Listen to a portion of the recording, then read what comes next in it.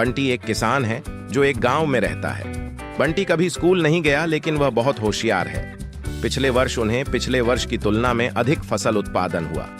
फसल को बाजार में बेचकर उसने खूब पैसा कमाया। एक रात एक चोर उसके गांव में धन चोरी करने आया। वह बंटी के घर गया। बंटी समझदार था। वह जानता था कि चोर उसके कमाए हुए धन को हड़पने का प्रयास कर सकता है। इस प्रकार वह विशेष रूप से रात के समय सतर्क रहता था। उसने देखा कि उसके घर की ओर आ रहा है। जब चोर उसके घर के पास आया तो वह एक दीवार के पीछे छिप गया।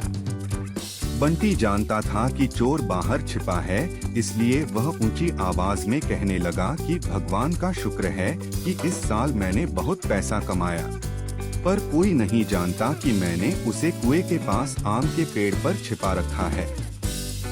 जब चोर ने यह सुना तो उसने सोचा कि बंटी ने उसका काम आसान कर दिया है और अब वह सारे पैसे पेड़ से काटकर गोलू के घर से निकल जाएगा।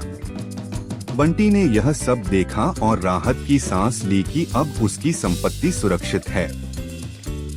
जब चोर कुएं पर पहुंचा तो उसने देखा कि आम के पेड़ से कुछ लटका हुआ है।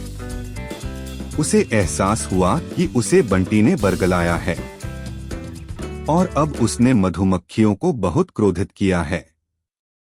वह वहां से चला गया और फिर कभी वापस नहीं आया।